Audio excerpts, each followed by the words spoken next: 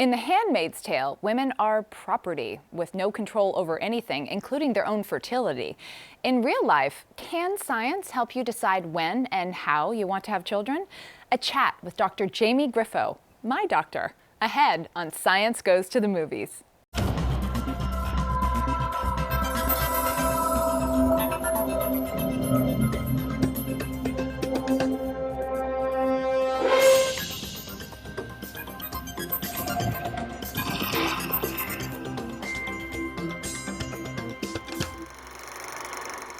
Welcome to Science Goes to the Movies, a look at the stories of science and how they change our culture. I'm Faith Saley, and I am so excited today to be talking to Dr. Jamie Grifo, Program Director of the NYU Langone Fertility Center. And because it is such a small world, Dr. Grifo is also the man, second to my husband, of course, John, who helped put my daughter in my belly. Welcome. Welcome. Thank you for being here, and thank you for changing my life. Well, you did the hard part. I get the assist. Well, I want to show you a picture. This is a beautiful, gorgeous 5-day-old blastocyst, which became this little girl, whom I call my daughter. Beautiful. Thank you. Starts at 100 millionths of a meter, and that's what you get now. It's amazing. It is a miracle. And how often do you get to see the little people you make? Quite frequently, and it's really gratifying because you see the whole family and how it's affected not just that one person, but the whole family. Yeah. It's really great. Yeah. I'm a lucky guy. We are lucky to have you. It's Thank my you. privilege to be able to help people and see the outcomes. It's really great. Today, we're going to look at The Handmaid's Tale. Based on Margaret Atwood's best-selling novel, Hulu's Emmy-winning dystopic series centers on a totalitarian Christian-themed takeover of the former United States. You girls will serve the leaders and their barren wives. You will bear children for them.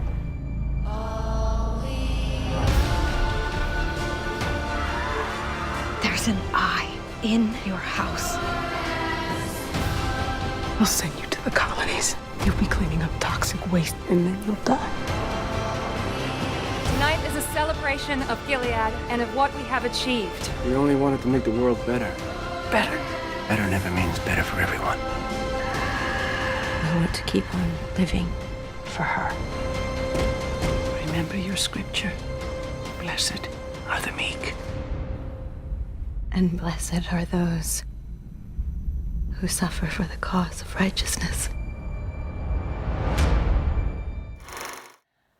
This series is riveting, and I find it terrifying because I feel like we're just two kind of big clicks away from its being a reality. In The Handmaid's Tale, according to the Christian rules of this new society, Gilead, it's the environment, its toxins, and its lack of moral purity that causes infertility. So in real life, what are some of the scientific causes of infertility? Well, the toxins probably play a role, a minor role.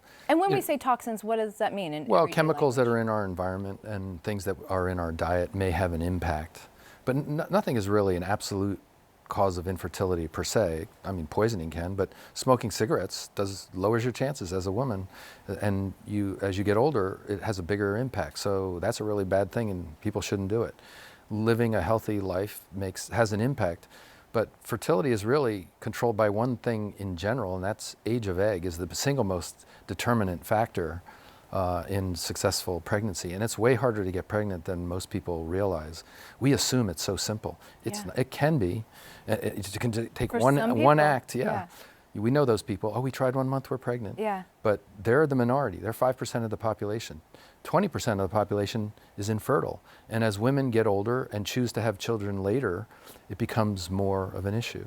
What exactly does infertile mean scientifically? So it's a kind of a funny definition. It's defined as a year of trying to get pregnant and not being successful. And it's really, that's a historical definition that's obsolete now.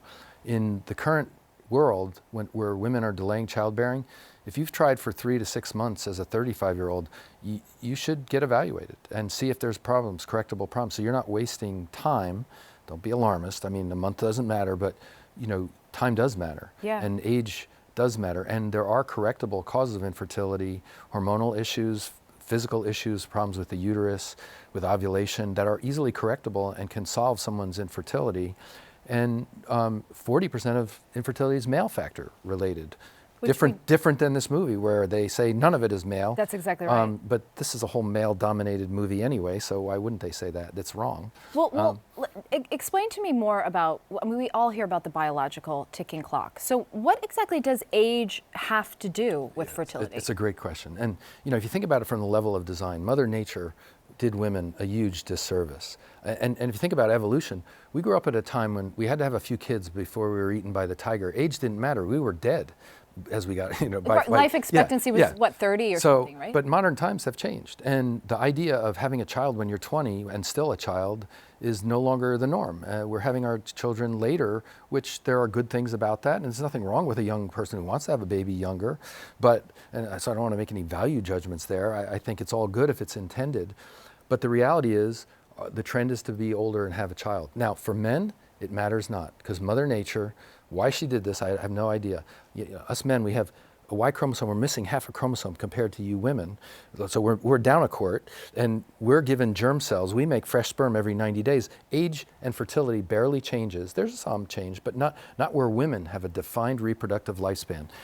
You start with 7 million eggs as a fetus, you're born with 1 to 2 million, you get to puberty, you got 600,000 eggs. Why would you design a system where you use up most of your gametes before you even have your first period?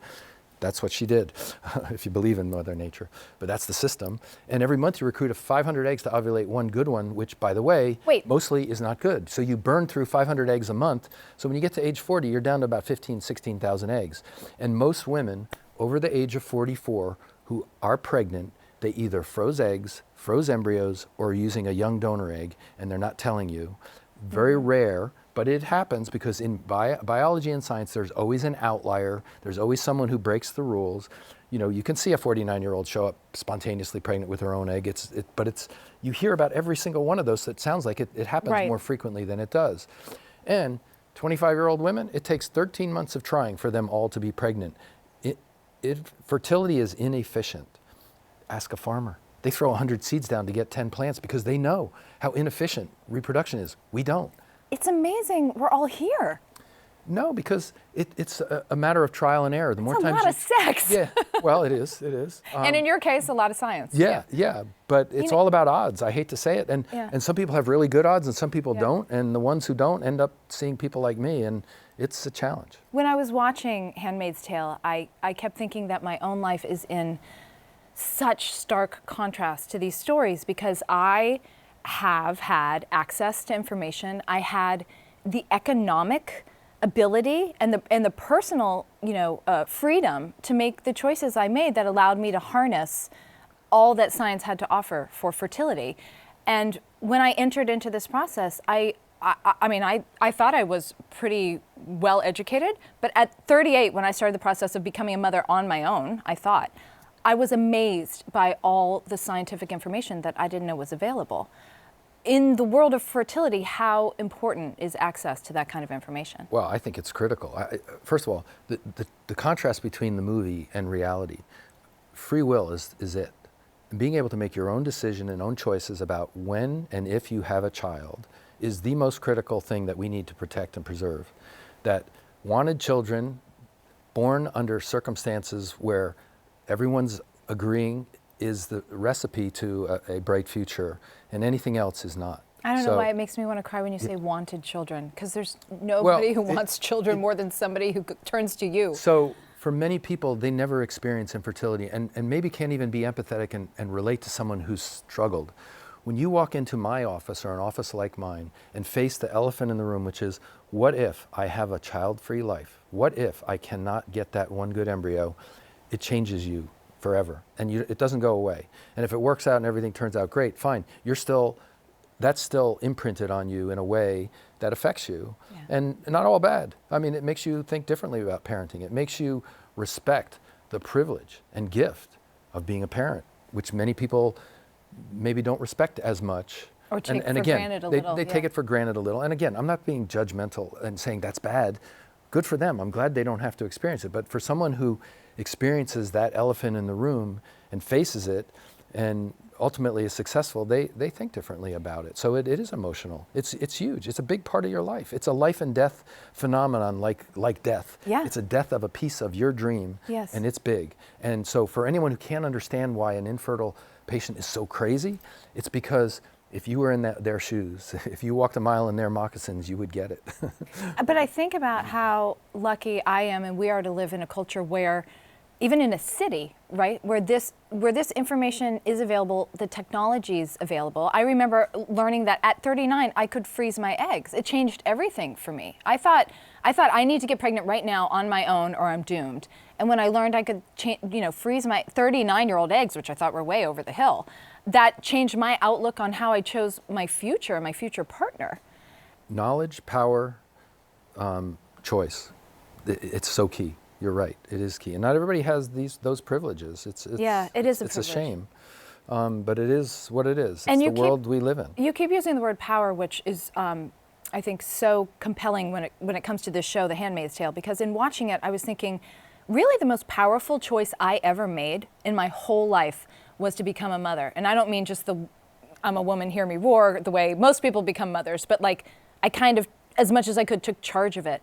And at the same time, a woman's ability to have a baby, fertility, can also be so disempowering depending on what society you live in. Depending on the circumstance, sure. When it's forced on you and you're a carrier for somebody else's pregnancy and you don't participate in it, that's not a very good scenario. Yeah. It's not a recipe for success. But fortunately, we don't have to deal with that much. We just have to deal with the imperfection of nature, and we have to deal with really what's the main problem that I have to deal with is from a very early age, every one of us is told we are in absolute control of our fertility. Are we? No, we are not, and this is the problem. We grow up and everything tells us that, so that it's so imprinted in our mind. When you show up in my office without even thinking about it and making the connection, if you're in control, what the heck are you doing seeing me? It's your fault. And you did something wrong. And so you blame yourself. On top of the sadness of the elephant in the room, you're blaming yourself. And you don't know what to do with all that angst and anger, and sometimes I get to bear the brunt of it. I get to be the punching bag. But because Mother Nature is not perfect, there are no guarantees. People are lucky or unlucky. Getting one good embryo can be a huge challenge for some and can be really simple for others. And unless you understand that, you are disempowered in terms of how you conduct your fertile life. If you understand that, you can be much more powerful and use your energy in good ways instead of wasting it on things you have no control over, like I'm going to do this, that, and the other thing, and that's going to make me be successful because you think you're in control, and those things matter, and they don't. It's getting one good embryo that matters. It's having eggs that are functional. It's having tubes that work. It's having sperm that works, and you have no control over any of that. You can influence it. You can't control it. So can you clarify how much age affects fertility? Because at least for women of my generation, you hear this number 35, like when you turn 35, it is a cliff, and after that, your fertility precipitously drops forever. That's totally incorrect. But you know what we're taught in high school. Remember that sex ed class? Have sex tonight, you'll be pregnant. You'll have 5 sexually transmitted diseases. Don't do that. Yes. They wanted to scare the daylights out of us. Unintended pregnancies, bad thing. Which is why I didn't have sex till I was 35. Right. Yeah, so they scare you, but they don't tell you the truth. I mean, 25-year-old fertile women trying to get pregnant, it takes 13 months of trying for them all to get pregnant. It's about a 10% chance per month of a baby. And at the end of that trial, 20% end up seeing a fertility specialist because they're infertile. So that's kind of normal. And our normal in our head is, yeah, we tried 1 month, we're pregnant, because those people all talk and nobody else does. Right, honeymoon. It happened on my honeymoon. Because there's a shame around, not being fertile and powerful. It's a tragedy. At age 42, at trying at home in bed, it's about a 2% chance. And when women get pregnant at age 42, about 45% of the time they miscarry. About 1 in 60 pregnancies gets to 16, 18 weeks, and they have a Down syndrome pregnancy. And it's those changes in eggs that make chromosomally abnormal embryos more frequent as women get older, and that lowers the odds of getting that one miracle embryo that we saw that picture of that makes that amazing child that you get to see every day. And we don't understand that. Most embryos that are made don't make a healthy embryo, that aren't healthy and don't make a baby. There are a lot of miscarriages. The miscarriage risk at 25 is about a 20-25% number. At 40, it's about a 40% number because of chromosomal abnormality. The risk for Down syndrome, Line up 1,250 pregnant 25-year-old women. One has a baby with Down syndrome. It's almost zero. It's not. At 40, it's 1 in 100. At 45, it's 1 in 30. It's because of what happens to your eggs as you get older. And finding that one good embryo, you can do it 1 month at a time, 1 egg at a time at home in bed. Not very efficient as you get older. You can take fertility drugs and increase your chances a little. You can do IVF and look at embryos and hope that you pick the right one.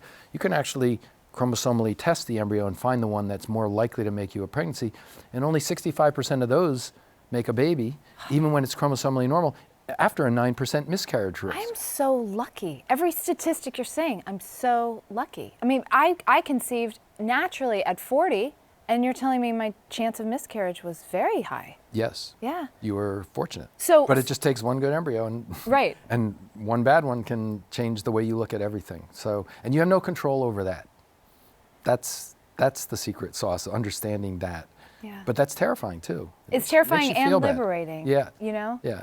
But it's interesting. So what people need to understand about age is it's not just, when it comes to women, it's not just that, okay, you produce fewer and fewer eggs. It's really the quality of the eggs. It's both of those facts that lower your odds. And everybody has their own clock. And you can't measure it with a blood test. There's only one test of fertility, and that's trying. Here's a quotation from Margaret Atwood's novel, The Handmaid's Tale. In Gilead, there is no such thing as a sterile man anymore, not officially. There are only women who are fruitful and women who are barren. That's the law. In The Handmaid's Tale, the full burden of fertility falls on women, the young, fertile women, or the handmaids. And it's a movie about oppression of women. Why wouldn't they say right, that? Right. It's total fiction. It's clearly not true. 40% of infertility is male factor related. And is that having to do with age? Or men? No, men's age barely affects fertility. I mean, you can see subtle changes over 50, over 60, and there are things that men do that, you know, if you're an alcoholic, you're not fixing your fertility. If you're a smoker and, you know, you're damaging your sperm. If you don't take care of your body, you're going to have an impact.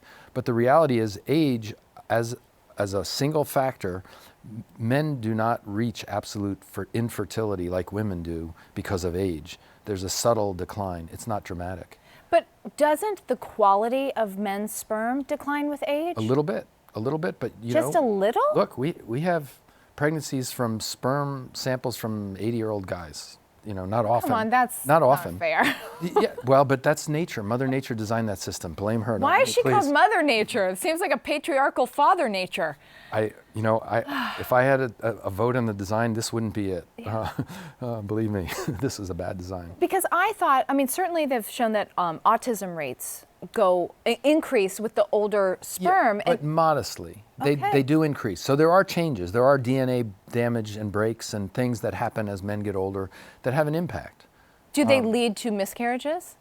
Very little data that that's the case. Maybe subtle and small. Same with autism. Subtle increase over a small background, but not dramatic. In The Handmaid's Tale, fascists come to power because in that fictional United States, fertility rates have dropped to such an extent that the future of the country is at risk. And in real life, the New York Times reported that in 2016, the U.S. fertility rate was the lowest it's ever been. But that drop includes a 9% decrease in teen pregnancies from 2015 numbers and a 4% increase in births to women ages 40 to 44. Do American men and women just have more choices now regarding when and if they want to have children? They do have more choices, and I think they're exerting them. And the drop in fertility, you have to be careful what you read in the papers. There's so much misinformation out there. What does it mean, fertility rate? And how do you measure it? And if you're going to be precise scientifically, it would mean that you have the same number of people in the denominator trying to get pregnant, and you count the pregnancies. Now you're talking about a fertility rate.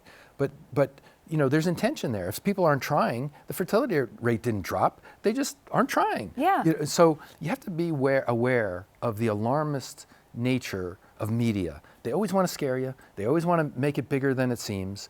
You know, pay attention. There's a lot of messages that are good there, but the fertility rate hasn't dropped. People are trying less. But do you people are waiting longer to have. Yes. And women are working. Teens are women more are going educated to school. and not having those unwanted pregnancies. And that's at a very fertile rate. And if you're intentionally trying to change that, you're going to change the fertility rate. You know, there was one thing about men's sperm count dropping, and that's what they attributed to fertility rate. But it dropped from a normal number to a little lower normal number. It didn't measure fertility at all, and it may not even be clinically significant. Be a cautious reader. Don't be alarmist. We need to be more soothing with the information and the way we present it. We shouldn't be so alarmist. Fertility rate's a complicated term. It's not a meaningful term the way it's currently measured. It's an interesting term. You have to use it for what it's worth. And it's interesting to hear your take, your very specific, informed take on it, because there is something positive about a fertility rate from your point of view that drops, because what you're saying is part of that is people being more thoughtful and intentional, conscious about becoming parents. But I do have to say, and maybe I've been influenced so much by watching The Handmaid's Tale as a cautionary tale, there seems to be something sort of sinister and pernicious implicit in these urgent reports that fertility is dropping. At the same time, women are taking longer to have children and going into the workforce and getting more education. It is as if there's some kind of blaming of women for leading lives that, in my opinion, they're meant to lead, that they want to lead. That's why women have to take control of the way they approach their fertile life. They have to pay attention. They have to think about their life and try and plan something that's not plannable. You can't plan a guy if that's the way you want to have a child. But you can freeze your eggs. You can freeze your eggs. That's an option, but it's not for everybody. It's not a guarantee. It's expensive and it's not available to everybody. It's a good option for someone who is intentionally delaying childbearing. It protects you from needing egg donor, and you get to be your own egg donor. So it's an option for those patients, and a good one. But it's also not a guarantee. It's a hope. It's not a promise, and you have to understand that. Because if it changes your behavior and you think, oh, I got some eggs in the freezer, I don't have to worry about anything, and you wait till you're 48, and now your eggs in the freezer didn't work for you, you're going to be very upset. You have to pay attention. You have to be thoughtful. You have to be mindful. You have to make choices and own them. And it's about free will. And the problem with the movie is there's no free will. Yeah. And when there's no free will, there's bad outcome. And so, yeah. There's a character in The Handmaid's Tale, Serena Joy, who cannot have a child, and it is very hard to be empathetic with this character. But in the novel and in the series, there's such an element of shame attached to infertility. In real life, what do we do to dispel that idea? Well, so as a doctor looking at that woman, okay, yeah, she isn't a role model. She isn't somebody I would aspire to. I still feel sorry for her and empathetic for her, because yes, she's suffering the guilt, the shame, the disappointment. And as you put, the death of a dream. The death of a dream. And I wouldn't wish that on my worst enemy. Yeah. We have to be empathetic and understanding. And try and understand why somebody, instead of judging first, ask questions first. Try and understand why someone feels the way they feel. Why is there shame around infertility? This I've never understood. Because of the misconception, the bad thinking that we're in control of our fertility. So if you're not fertile, it's your fault, and you should be ashamed. You did something wrong. You're being punished. It's automatic thinking that people don't even make the connection, because it's so ingrained that you're in control. That's the only conclusion you can make. You don't even think about it that way. So it's automatic shame without even understanding where it comes from. And it's so largely disproportionately directed at women. Because most fertility relates more to women than men. Yeah. And also, women carry the baby, deliver the baby. Men never get that, But yeah, so the burden lies with them. And so that's the way we think about it. It's wrong. So you've tried and tried for a year, and you're still not pregnant. Is that the point at which you go to a doctor? When you're worried about not getting pregnant, that's when you go see a doctor. You tried 2 months and you're worried, don't wait a year. Get worked up. We don't treat you automatically. First, we find a problem or look for a problem. If there's no problem, then we can say, yeah, keep trying. And if you're not successful after a certain amount of time, depending on your age, you need to get more aggressive in the treatment. If you choose treatment as your option, because treatment is not for everybody. These technologies aren't for everybody. People have to decide whether they're willing to bear the burden of them, the cost, the risk, the benefits, pain, the emotional aspect of it, and it's a personal choice. I will also guarantee you there's some physical pain when your husband has to shoot the top quadrant of your butt every morning, and you're shooting yourself in the stomach, but it's all worth it. It's funny because in retrospect, I guess I did an egg retrieval with you. Yes. And then I did 2 rounds of IVF, and then I had 2 other miscarriages. But when I look back on that, I don't think of it as a painful time, because I Because got what I we hoped. revise our history by how things turn out. For the woman who did exactly what you did and didn't get the baby, they have a very different perspective. And often they're the ones who are, behind articles saying what a bad field this is, and we lie to patients and we tell them, it's going to work. We don't tell them that. But they feel bad. They feel victimized twice. One, by being infertile, but then by the process that failed them, because nature fails. Nature is imperfect, and we can't make something imperfect perfect. We don't always help everybody. But if you include all the options that we have, we get most people pregnant, but not everybody. And people go through a lot of heartache, lose a lot of pregnancies, terminate pregnancies with disease because we didn't test for it. It's hard.